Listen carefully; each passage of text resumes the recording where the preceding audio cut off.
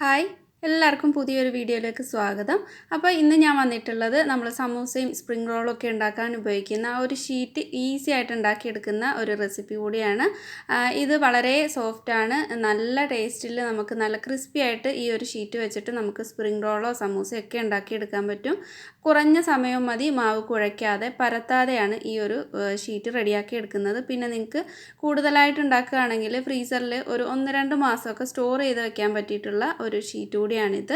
അപ്പോൾ ഇതിനു മുമ്പ് മറ്റൊരു രീതിയിൽ ഞാൻ സമൂസ ഷീറ്റിൻ്റെയും സ്പ്രിംഗ് റോൾ ഷീറ്റിൻ്റെയൊക്കെ വീഡിയോ ചെയ്തിട്ടുണ്ട്. അപ്പോൾ അത് കാണാത്തവർക്ക് ലിങ്ക് താഴെ ഡിസ്ക്രിപ്ഷനിൽ കൊടുക്കുന്നുണ്ട്. ഇത് അതിൽ നിന്നും കുറച്ചും കൂടെ ഈസി ആയിട്ട് ചെയ്തെടുക്കാൻ പറ്റിയിട്ടുള്ള ഒരു ഷീറ്റാണ്. അപ്പോൾ വീഡിയോയിലേക്ക് പോവാം. ഞാനിവിടെ ആദ്യം അതിനുള്ള ഫില്ലിംഗ് അങ്ങ് തയ്യാറാക്കി എടുക്കുന്നുണ്ട്. അപ്പോൾ ഞാനൊരു പാൻ അടുപ്പത്ത് വെച്ചിട്ട് പാൻ ചൂടായപ്പോൾ അതിലേക്ക് കുറച്ച് എണ്ണ ചേർത്ത് കൊടുത്തിട്ടുണ്ട്. ഇനി ഇതിലേക്ക് 1 ടേബിൾ സ്പൂൺ ഇഞ്ചി വെളുത്തുള്ളി പേസ്റ്റാണ് ചേർത്തിട്ടുള്ളത്.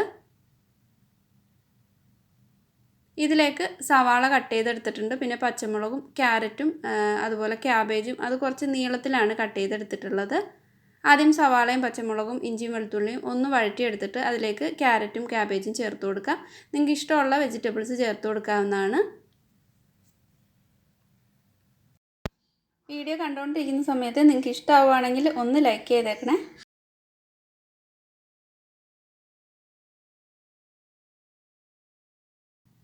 ഇതിലേക്ക് ഇനി ചിക്കനാണ് ചേർത്ത് കൊടുക്കുന്നത്. ചിക്കൻ ഞാൻ കുറച്ച് വെള്ളവും ഉപ്പും ചേർത്തിട്ട് നന്നായിട്ടൊന്ന് വേവിച്ചിട്ട് അത് തണുത്ത് കഴിഞ്ഞപ്പോൾ ഒന്ന് നന്നായിട്ട് പിച്ചിയിട്ട് എടുത്തിട്ടുണ്ട്. ഒന്ന് ചെറുതായിട്ട് ഇതുപോലെ പിച്ചിയെടുത്തിട്ടുള്ളതാണ്. ഇതിലേക്ക് അങ്ങ് ചേർത്ത് കൊടുക്കാം. ക്യാരറ്റിനും ക്യാബേജിനും ഒരുപാട് അങ്ങ് വേവിക്കേണ്ട ആവശ്യമില്ല. അപ്പോൾ ഇതിലേക്ക് 1.5 ടീസ്പൂൺ സോയ സോസ് കൂടി ചേർത്ത് കൊടുത്തിട്ടുണ്ട്. ചില്ലി ഗാർലിക് സോസ് ഒരു 1.5 ടേബിൾ സ്പൂൺ ചേർത്ത് കൊടുത്തിട്ടുണ്ട്. ഇനി ഇതിലേക്ക് ആവശ്യത്തിന് ഉപ്പ് ചേർക്കാം. നമ്മൾ സോയ സോസ് ചേർത്തിട്ടുണ്ട്, അതിലേക്ക് ഉപ്പുണ്ടാവും, അപ്പോൾ അത് നോക്കിയിട്ട് മാത്രം ചേർത്ത് കൊടുക്കുക. എരിവനുസരിച്ചിട്ട് കുരുമുളകിൻ്റെ പൊടി കൂടി ചേർത്ത് കൊടുക്കുന്നുണ്ട്. അല്ലെങ്കിൽ പച്ചമുളക് മാത്രമാണെങ്കിൽ അതനുസരിച്ച് ചേർത്ത് കൊടുക്കുക. 1 ടീസ്പൂൺ വിനാഗിരി കൂടി ചേർത്തിട്ടുണ്ട്. ഇതിലേക്ക് 1 ടീസ്പൂൺ കോൺഫ്ലോർ ആണ് ഇങ്ങനെ ഒന്ന് വിതറിയിട്ട് കൊടുക്കുന്നത്. എന്നിട്ട് ഇത് ഹൈ ഫ്ലെയിമിലിട്ടിട്ട് നന്നായിട്ടങ്ങ് ഒന്ന് വഴറ്റിയെടുക്കാം. ഒരുപാട് അങ്ങ് വഴന്ന് കുഴഞ്ഞു പോകരുത്, അതുകൊണ്ടാണ് ഹൈ ഫ്ലെയിമിലിട്ടിട്ട് ഒന്ന് വഴറ്റിയെടുക്കുന്നത്. ലോ ഫ്ലെയിമിലേക്ക് ഇട്ട് കഴിഞ്ഞാൽ ഇതിൽ നിന്നുള്ള വെള്ളമൊക്കെ ഇറങ്ങിയിട്ട് ആകെ അങ്ങ് കുഴഞ്ഞു പോകും. അപ്പോൾ നല്ല ഹൈ ഫ്ലെയിമിൽ തന്നെ ഇട്ടിട്ട് ഒന്ന് നന്നായിട്ടൊന്ന് വഴറ്റിയിട്ട് ഇത് ചൂട് പോകാനായിട്ട് മാറ്റി വയ്ക്കാം.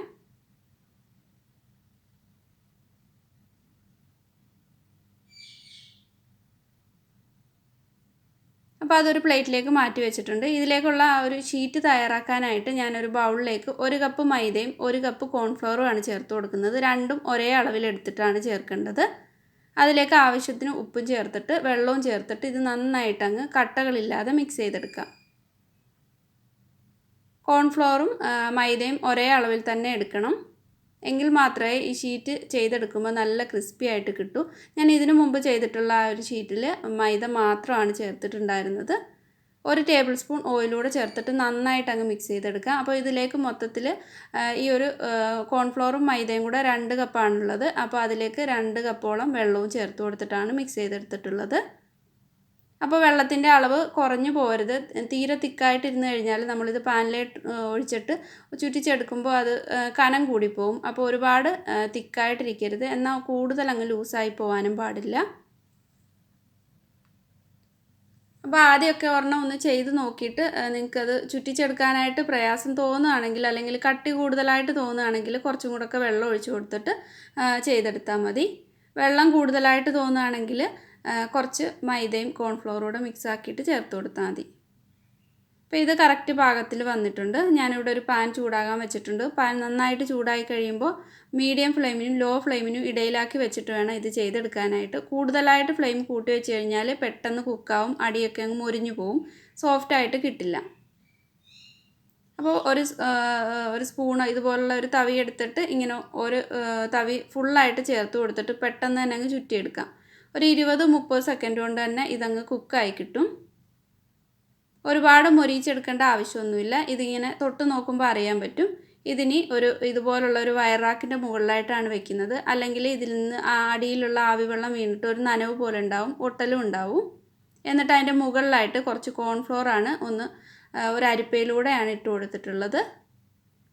ബാക്കിയുള്ളതെല്ലാം ഇതുപോലെ തന്നെ ചെയ്തെടുക്കാം. അപ്പോൾ ഇതിൻ്റെ തീരെ കുറച്ച് വെച്ച് കഴിഞ്ഞാൽ ഒരു വിള്ളൽ പോലെ വരും. അപ്പോൾ അതുകൊണ്ട് ഒരു മീഡിയത്തിനും ലോയിലും ഇടയിലാക്കി വെച്ചിട്ട് വേണം ഇത് ചുട്ടെടുക്കാനായിട്ട്.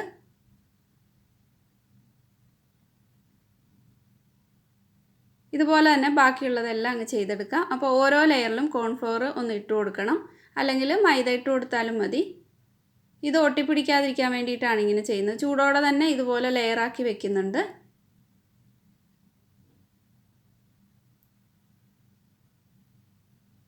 അപ്പോൾ നിങ്ങൾക്കിത് ചെയ്തിട്ട് തണുത്ത് കഴിയുമ്പോൾ ഒന്നുകിൽ നിങ്ങൾക്ക് ഏത് ഷേപ്പാണ് വേണ്ടത്, സ്പ്രിംഗ് റോളിൻ്റെ ഒരു സ്ക്വയർ ഷേപ്പോ അല്ലെങ്കിൽ സമൂസയുടെ ഷീറ്റിൻ്റെ ഷേപ്പിലൊക്കെ കട്ട് ചെയ്തിട്ട് ഏതെങ്കിലും കവറിലാക്കിയിട്ട് ടൈറ്റായിട്ടുള്ള കവറിലാക്കിയിട്ട് ഫ്രീസറിലേക്ക് വയ്ക്കാം.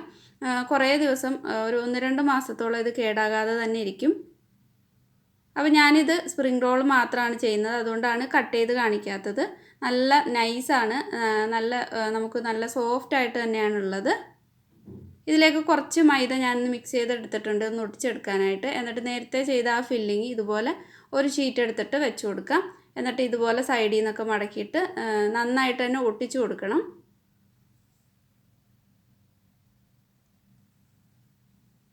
ഇതിപ്പോൾ റൗണ്ടിൽ ആയതുകൊണ്ട് നമുക്ക് സ്പ്രിംഗ് റോൾ ഉണ്ടാക്കാൻ വേണ്ടിയിട്ട് കട്ട് ചെയ്യേണ്ട ആവശ്യമൊന്നുമില്ല.